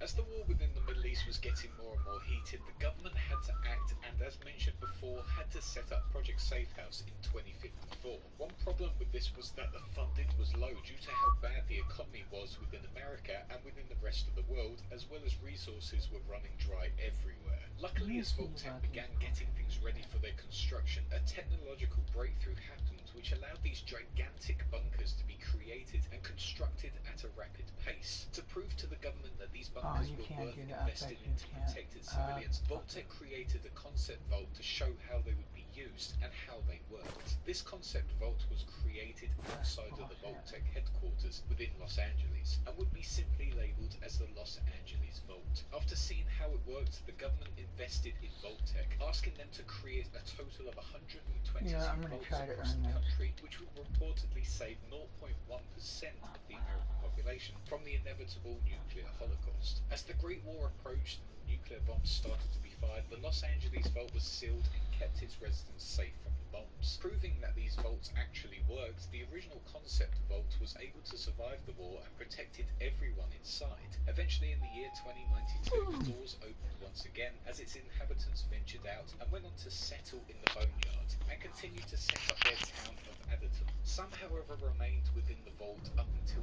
2155. However, one faction was growing in force during this time, that faction being the Master's Army, known as Unity, a group set up to reform humanity under a new image of the super mutants. mutants. The Master would take humans and dip them into the FEV virus, turning them into super mutants, growing their numbers and helping them to become a dominant force within the wasteland. Because of this goal, the Master took to the Los Angeles Vault and used its residents to dip them into his forces. But this vault was a great place for the Master to set up his main base and conduct his operations. It would be here in this vault where he would be based, and would be able to construct a cathedral above it. For almost a decade, the Master's forces would be based here in the cathedral and Los Angeles Vault, until the year of 2162, where the vault would be infiltrated and destroyed by the Vault Dweller, who killed the Master in the process and detonated a nuclear bomb located within the facility. The original vault set up by Vault-Tec was proof that their concept worked, and it would in fact protect its residents from the horrors of the nuclear war. However, it would be the events of the post-war which would eventually destroy it, rendering this vault useless to all now.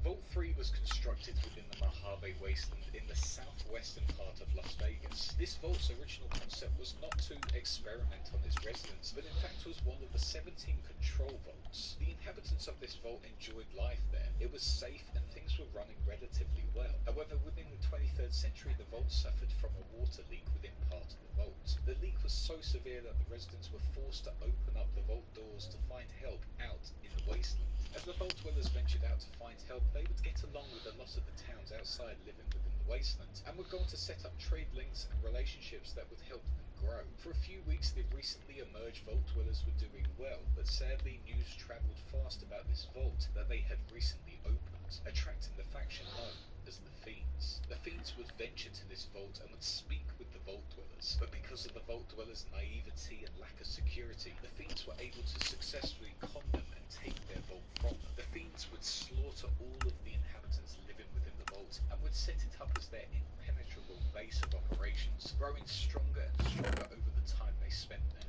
Vault 3 was a paradise. It was a real safe haven for those that lived there originally. Whilst they were isolated from the rest of the world, they were able to maintain order, run a democratic society, and could live their lives without worry about the barbaric nature of the outside world. If the water leak didn't happen, these residents could have lived out the rest of their lives in the safety of Vault 3. But alas, all their residents lay dead as the Fiends grow in their numbers, becoming a nuisance for the rest of the Mojave Wasteland.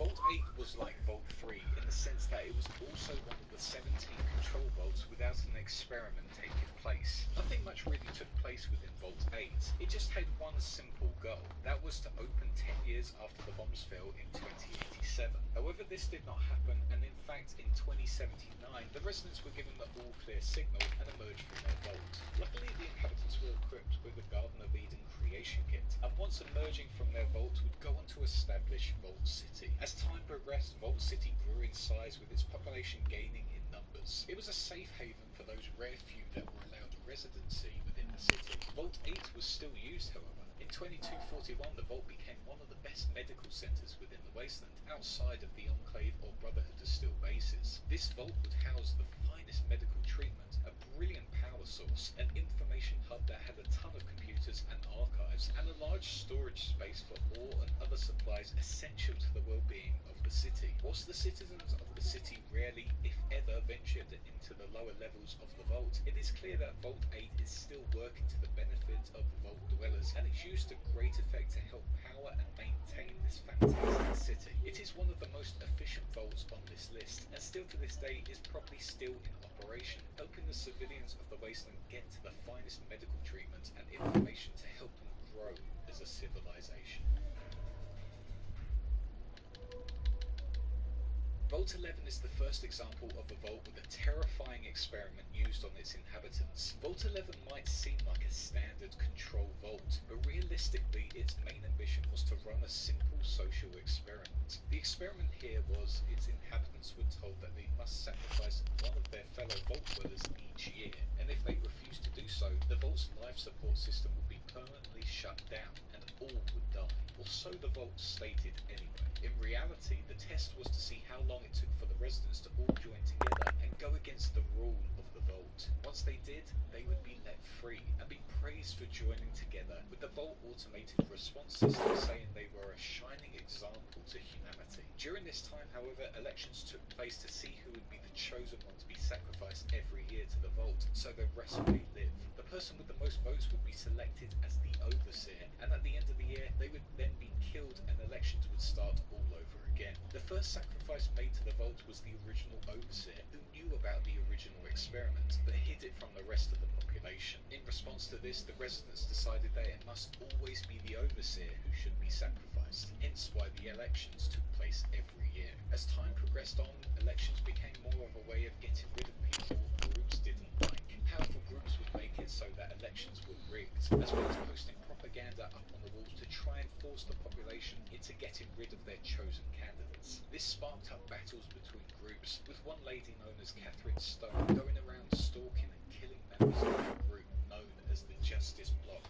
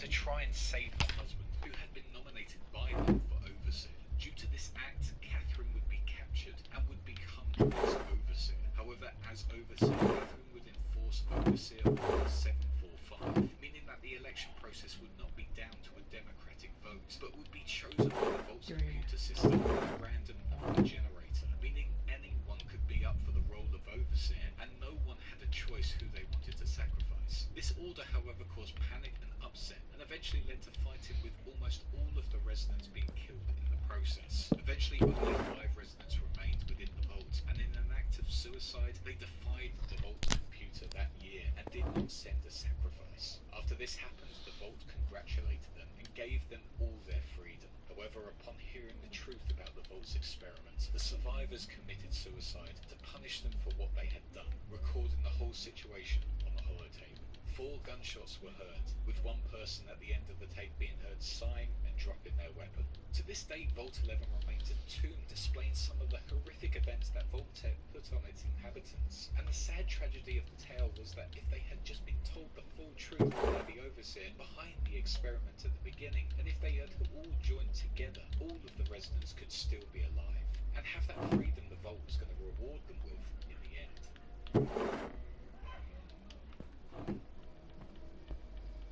Vault 12 was another vault that advertised itself as being a game changer and a place where humanity could thrive, but underneath the horrible experiment on its inhabitants. Vault 12 was constructed under the sprawling metropolis of Bakersfield and was said to be built with every amenity in mind for the prospective vault dweller. It was also said to be fitted with the newest in-vault water purification system, which would be able to take even the waste located in the sewers and convert it into refreshing, drinkable water, able to deliver over 15,000 gallons every day. If you were to sign up to this vault, you would receive the Pressed Vault Suit Award for your efforts. But on the 23rd of October 2077, when the bombs fell, it became apparent to the citizens of Bakersfield that all the other vaults had already been sealed off. Desperate to survive, they would flood into Vault 12, forcing themselves past others to guarantee their survival. However, once all the residents were in, the true nature of this vault came into effect. The vault's door did not shut, which was planned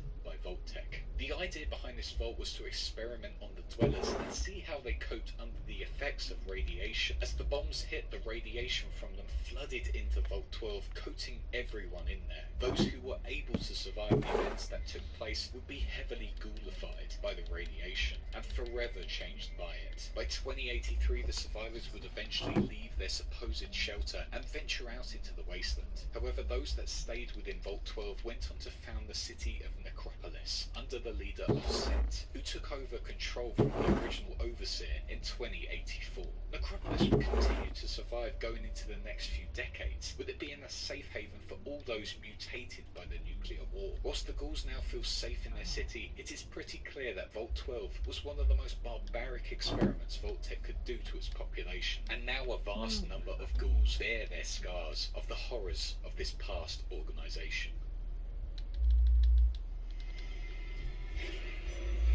Vault 13 was like Vault 12 in the sense that it also advertised itself as having an endless supply of pure water that the inhabitants could gain access to. This was all thanks to its location within the scenic mountainous region of South California. Vault 13 was one of the most ambitious vaults created by Vault-Tec, which started in 2063 and finished in 2069.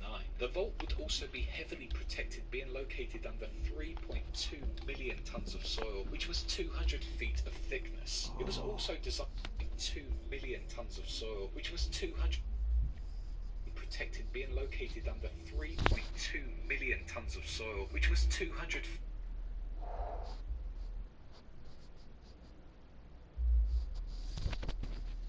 feet of thickness. It was also designed to hold 500 occupants in 100 comfortable quarters, with a maximum of 1,000 occupants with hot bunking and double quarter assignments. Vault 13 was also one of the most expensive vaults, costing the American government over $645 billion, 150% over their original budget of $400 billion. Although this vault might have been seen as a control vault, it was actually another experiment vault, but not nearly as bad as the previous ones. The experiment here was to keep the vault dwellers locked up for 200 years to see what happened when the dwellers were put under prolonged isolation. However, this experiment was to fail, as the Overseer needed to find a new way to get water for its vault dwellers after their vault's water chip began to fail before the year of 2161. Without this water chip, the purification system that was helping these vault dwellers stay alive would fail, meaning they could not. They needed to find a new one if they were to survive. Jack O'Ren had no choice but to send out a search party to find one, breaking Vault-Tec's experiment. But by 2161, however, the chip completely broke and forced the vault into a state of emergency, with the vault dwellers only having 150 days worth of water reserves left. Venturing out of the vault, the unknown person known as the Vault Dweller would be able to salvage a chip from the Necropolis Vault 12, as well as discover the being known as the Master. The Overseer couldn't have the Master and his forces learning about their vault, so once again sent the Vault Dweller back to deal with the Master at the Cathedral, successfully killing him and destroying all he had been working on. Finally returning to the vault, however, the Overseer would cast the Vault Dweller out to preserve the vault's true experiments. But this turned all the other Vault Dwellers against the Overseer, leading many to leave the vault in outrage. This also led the Overseer to being imprisoned, tried and sentenced to death. As the Vault Dwellers from Vault 13 continued on now within the wasteland, they would set up the town of Arroyo and would set up Vault 13 as a shrine to their hero, to uphold the memory of them and the actions they had done to save their lives. As life continued within Vault 13, they would get a message on their new Vault computer stating it was time to leave the vault. However, as they emerged, the dwellers were attacked and enslaved by 2 Enclave Vertibird assault squads. In May 2242, the Enclave would continue on and would go on to deploy a unit of intelligent Deathclaws to obscure their actions and patrol the nearby area for stragglers. However, the Deathclaws refused to take their orders and turned Vault 13 into their home. Here they would set up a den for their mother Kirith, and took in various humans as their inhabitants. Most accepted their presence, however few attempted to take out the Deathclaws, and eventually Frank Horrigan of the Enclave invaded Vault 13 and wiped out all of the Deathclaws and humans inside. After the Enclave's involvement, no one remained in Vault 13, and it is unknown what the future holds for this once monument of Vault-Tec creation. It is unknown, but it is likely that it is owned and run by the NCR, but it is clear that the Vault 13's history has been filled with betrayal and death, and whoever runs it now might not be safe from outside forces wanting to control the wasteland.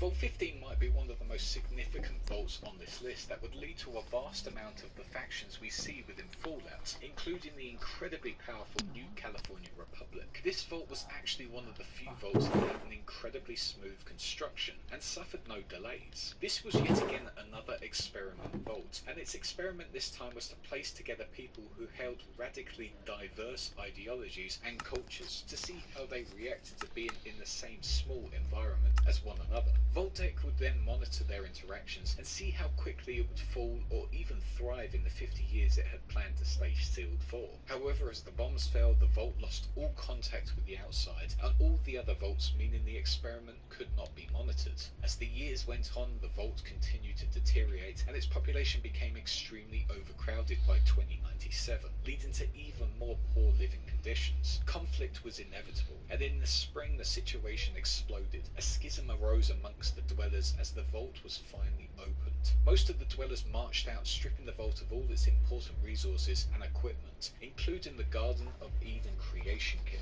But one group remained within the vault, trying to live off the bare minimum the vault had left. Those who left formed into separate groups, the most significant one of these being the village of Shady Sands, created by the Gek. The rest of the individuals were banned into raider tribes such as the Khans, Jackals, and the Vipers, who would terrorize the New California wasteland for years on end. Vault 15 remained in operation for a while, being inhabited by the remaining dwellers. However, not long after these factions rose to power, the vault was invaded by raiders and because of it was abandoned. With no one inhabiting the vault, it started to deteriorate over the years, with its second and third levels completely collapsing. After the NCR formed, the vault was somewhat left alone because of the salvaging riots made between the NCR and other parties. Eventually it was inhabited by a group of wastelanders who just needed a place to live. The wastelanders settling here believed the lies of the New Khans, who told them that they would rebuild the vault and provide them with shelter, food and water. But hearing that they were being lied to by the New Khans, the settlers would strike a deal with the President Tandy and the NCR, which would allow the NCR access to the vault and the squatters with annexation, education and supplies to survive. With all this done, the NCR would continue their expansion and the squatters learned self-sufficiency and became productive members of society. Vault 15, however, would remain a memory of the past, a place where all of these factions once lived during the Great War.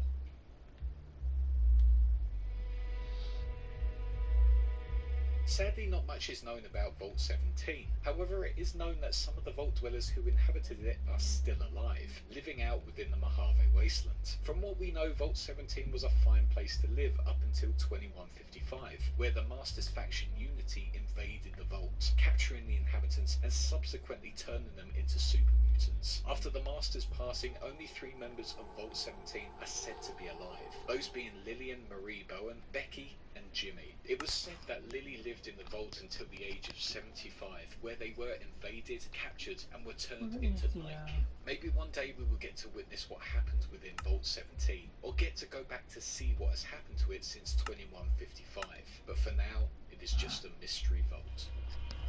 Vault 19 is a tale of two halves, literally. Laying out within the Mojave Wasteland, this vault would be located above a parking lot. Venturing down, the vault would be segregated into 2 different coloured sections, red and blue. And once assigned to one of those sectors, the inhabitants would have limited contact with the other half. Vault 19 was in fact the only vault that had 2 overseers, obviously one for the red sector and one for the blue sector. The main experiment of this vault was to test the inhabitants' paranoia. Whilst they lived there, the citizens would be exposed to different forms of psychological factors that would make them feel like something was constantly wrong. This would be through non-chemical and non-violent means, with one child stating in his terminal that it might be subliminal messaging, as he and his friends could hear high-pitched noises. Throughout their time within the vault, many of the residents showed signs of paranoia, and almost all of the time the residents blamed it on the other sector of the vault. Some stated that they were hearing noises, feeling unusual drafts of air from vents, as well as seeing the lights blinking patterns like some sort of code. For so long the residents blamed it on the other side, but the truth was it wasn't them. It was in fact the overseers in the direction of Vault-Tec, with some also believing the Vault Doctors were involved as well. By the 23rd century, this vault is now void of its original inhabitants, with no real sign as to what exactly happened there. It is believed that their paranoia took over completely and caused them to kill one another. It is also believed that it could be the water filtration system poisoned them, or that the geckos broke through from the sulfur caves and killed them all. But despite the unknown whereabouts of the Vault Dwellers, it is known that during the events of the NCR expansion, some convicts from the NCR Correctional Facility had escaped their capture led by Samuel Cook and discovered this hidden vault. Seeing it was completely abandoned, the Powder Gangers would set up here and look to rebuild their forces so they could venture out and take over towns of their choosing. But for now, the original residents of Vault 19 are no more, maybe down to their own paranoia caused by the residents of Vault 19 are no more, maybe down to their own paranoia of their forces, so they could venture out and take over towns of their choosing. But for now, the original residents of Vault 19 are no more, maybe down to their own paranoia caused by the Overseers and Vault-Tec's horrible red versus blue experiment.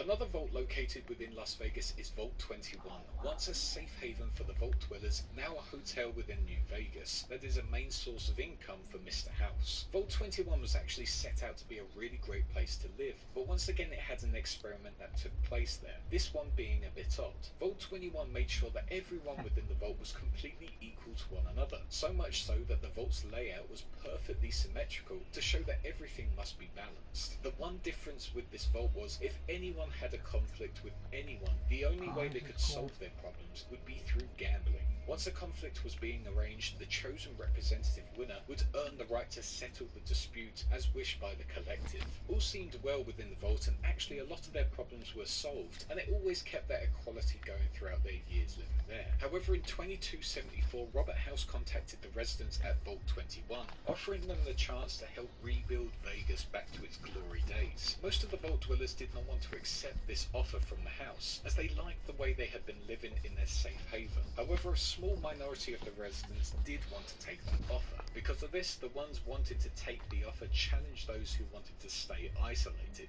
After playing a few hours of blackjack, those who wished to venture outside won the game and went on to accept House's offer. As they told Mr. House they had accepted his offer, he immediately ventured into the vault, stripping it of all its technology and resources and used it to rebuild the strip. After doing this, Mr. House ordered them to fill the vault with concrete, but thanks to the request of Sarah and Sheldon Weintraub, set up a hotel. He immediately ventured into the vault, stripping it of all its technology and resources and used it to rebuild the strip. Stripping it of all its technology and resources and used it to rebuild the strip. After doing this, net of all its technology and resources and used it and went on to accept House's offer. As they told Mr. House they had accepted his offer, he immediately ventured into the vault, stripping it of all its technology and resources and used it to rebuild the strip. After doing this, Mr. House ordered them to fill the vault with concrete, but thanks to the request of Sarah and Sheldon Weintraub, set up a hotel in the upper levels to help House gain more of an income from his New Vegas empire. Most of the Vault Dwellers of Vault 21 ventured out to live new lives amongst the communities and forgot of their past within the vaults. Most notably, one man living in Good Springs, known as Doc Mitchell. Vault 21 is a good tale of an equal society going well for many years. However, ultimately, in the end, one lesson can be learned from it. No matter how equal you think you are, the house always wins.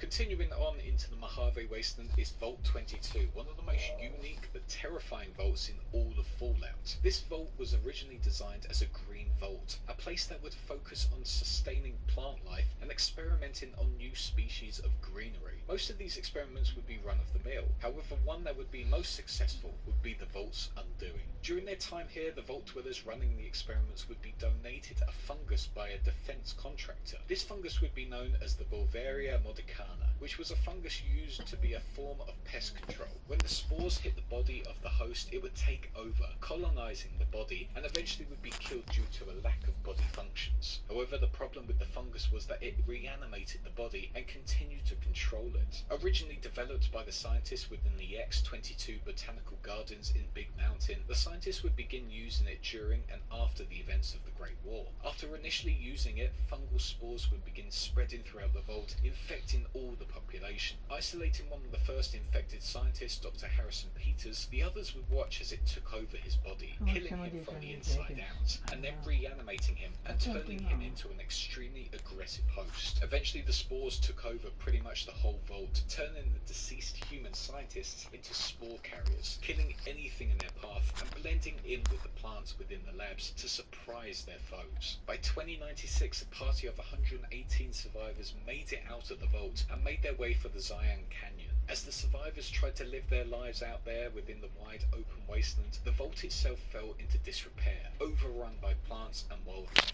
Occasionally scavengers ventured into the vault to look for salvage, but would be overrun by the wildlife and taken by the spores. Signs outside of the vault would display warnings for anyone who made it there and wanted to look inside, but the greenery of the environment was appealing and almost drew you in to see what was inside.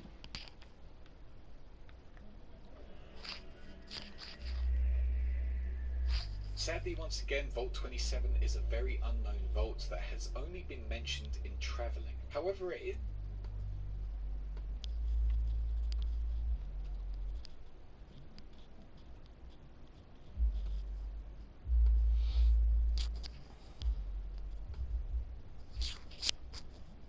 I have friends who were paranormalists. They went up there and they had to live there because of the spiritual energies, the demonic demons that were attacking them.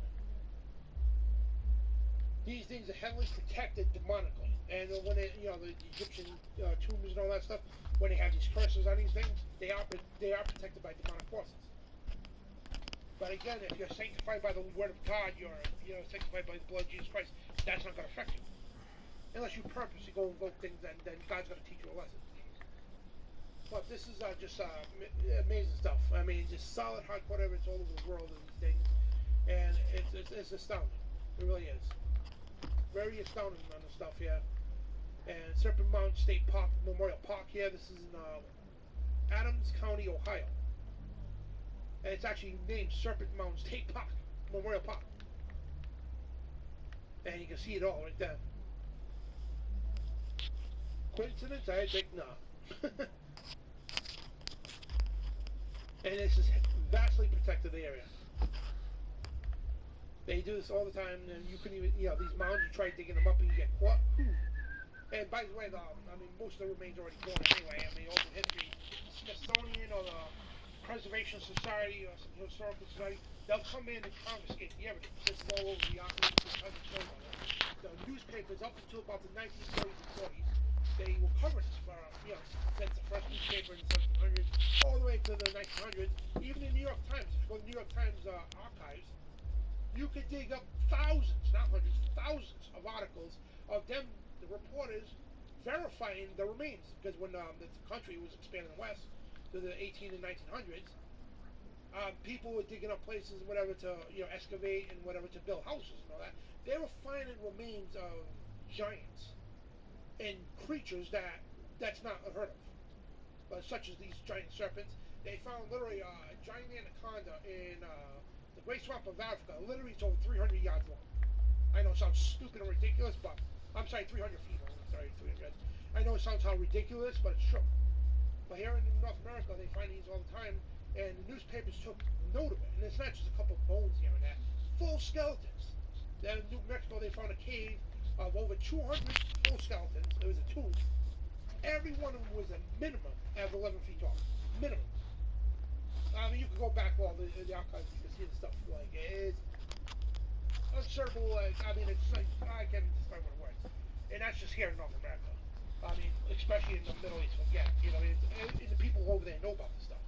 And when we went to these Iraqi wars and all that, these Middle East wars, our government is constantly bringing containers of those remains over here. That's why the people are a little ticked off about that. They get up sacred tombs and all that they did not even want to go into, bringing back these remains. it's all biblical, but on Antichrist purposes. They are trying to resurrect the serpent. Oh, I'm sorry, bring forth the serpent of the snake, the seed of the serpent. I'm sorry, which is the Antichrist. The evidence is all over the world. You can't escape it. And so, I'm going to get to this in a second. And so, we'll get into some secret societies and all that stuff. Let me pop up. The things I got here. Secret societies. So, by the way, in the chat room, guys, just let me know, just like where you're from. You don't have to say your address, but just like your state, whatever. That's cool. Because I'd like to know where you're.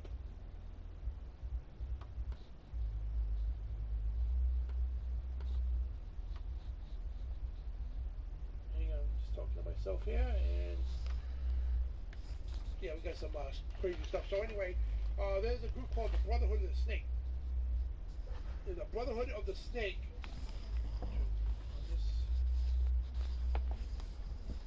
The Brotherhood of the Snake or the Brotherhood of the Serpent, same thing, is supposedly an ancient secret society linked with a variety of other myths, including extraterrestrials controlling human affairs, ancient astronauts. Remember the Greys and reptilians we were talking about? It's all connected. And even History Channel's doing stuff on this now. Okay, since this, I'm thinking this is based off of. Popular now. So that's why the History Channel and the Discovery Channel, they're covering this stuff.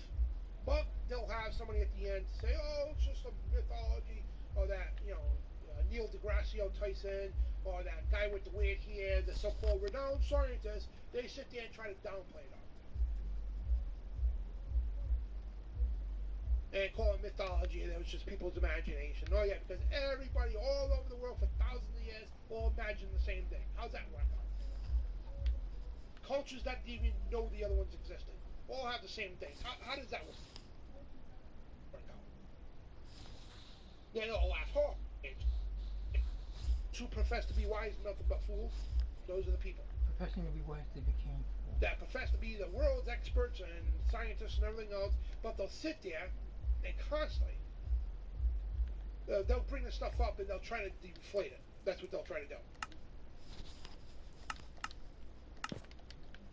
So the Brotherhood of the Snake or the Serpent is supposedly an ancient secret society linked with varied of other extraterrestrials controlling human affairs, which we talk about the reptilians in the world, and ancient astronauts, ancient Egyptian and Mesopotamian mythology, theories about secret meanings in the pyramids, alleged pre-Jewish motifs in the Bible, up to the Rosicrucianism, or Knights of the Rosy Cross, the Knights Templar, Freemasonry, and Illuminati of Adam Weishaupt. So we covered every bit of this stuff. And by the way, in 2 weeks from now, 2 weeks from now, I got Cody Cox coming on. He's a former member of the Oddfellows. It's the Masonic Order. He's coming on. We're going to talk more about secret societies and from what he's witnessed. He was in there for a while. So he's going to talk about that. But yeah, it's all connected. And it's a long list, it was right. But the Brotherhood of the Snake functions as a kind of grand unified conspiracy theory linked among all these long lineage of secret history from the ancient Middle East to the Egyptians, who actually goes back to the days of Genesis. And right up to the possibility of a current, at the time, President Barack Obama being a reptilian.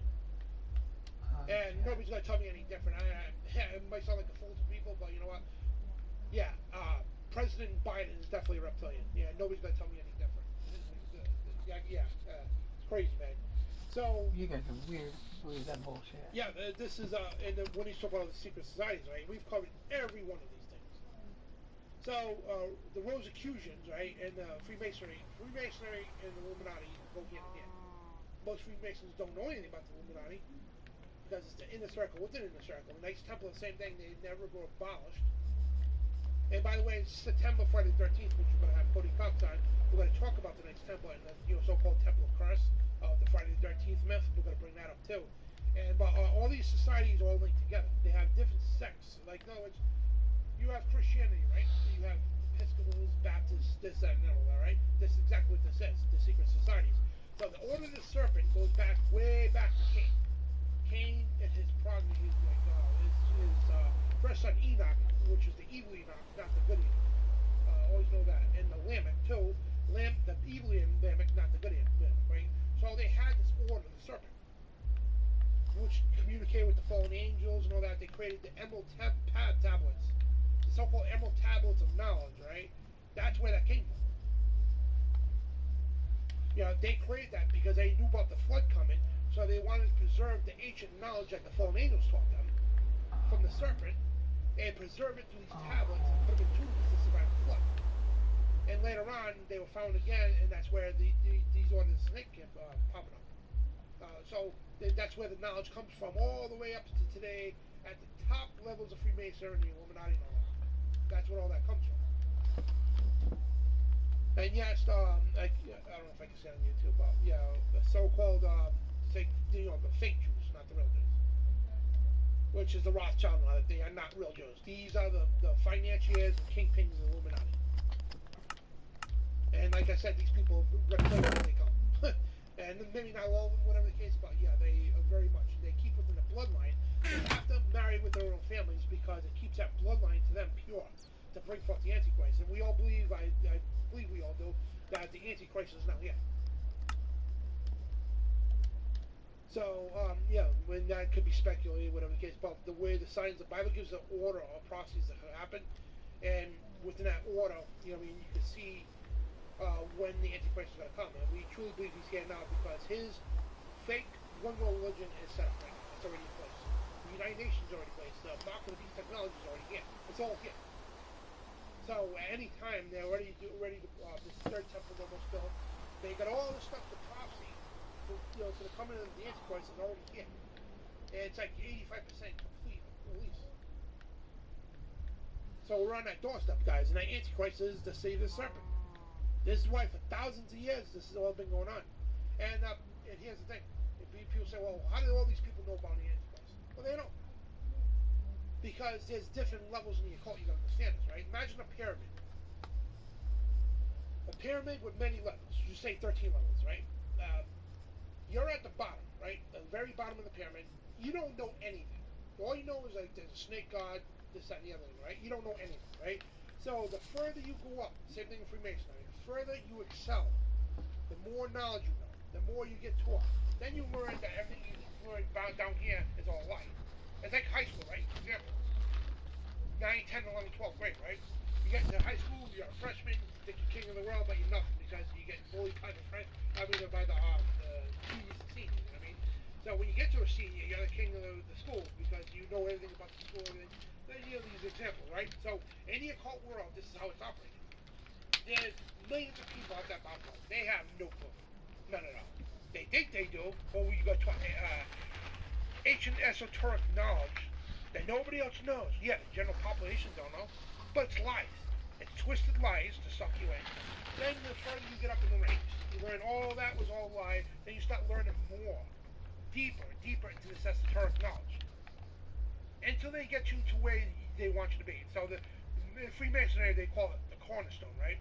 You start off as a block. So you take it like a stonemasons, right? They take a block and they carve it into a perfect cornerstone, right? So they use that as a symbol for you. So you get into Freemasonry, you start off as a block, and they want to carve you into that perfect cornerstone, the way they want you to do. So that's why when you join Freemasonry, you have to believe in some kind of deity. You have to believe in some kind of God. Atheists don't really, they don't get anywhere in Freemasonry. So people who are in the occult, if you're already in the occult and you get to Freemasonry, you rapidly go through the ranks because that's where they want you to be. But Christians, we've done tons of shows on this. They'll fool you until you get to a certain degree where they convince you that Satan is God. They go to the Kabbalah stuff and everything, and that this is the ancient order of the serpent to these secret societies. Now the Illuminati people, because of the way this is meeting, they call it conspiracy theory, right? And the Illuminati are the kingpins. They're the kingpin of the whole serpent order. They control everything. They're the ones at the top, especially the ones at the top. They deal directly with fallen angels. They call them the high priest of this order. They're the ones who, literally communicate with these fallen entities and Satan himself. And what they'll do is that they use as conduits to relay messages. Then at these rituals they have blood sacrifices. They have sex with demons. These are massive rituals they do. And then again, it's within the order of Illuminati. Everybody in Illuminati knows or doesn't know. So this is how complex it's like an onion. You peel every layer back, right? This is how it all operates. So they know at the very top of the world, like to explain it, right? They know at the top of the world that they have to preserve this bloodline because that Antichrist, the man of perdition, the son of perdition, I'm sorry, the man of perdition, Satan, the son of perdition is the Antichrist, right? He needs to be born, okay, out of that royal bloodline. I'll check out some of the That underground serpent channels. Like, comment, subscribe. I'll see you in the next video. Peace. And Satan mimics Jesus, right? Thank you so Manifested much for within watching. him.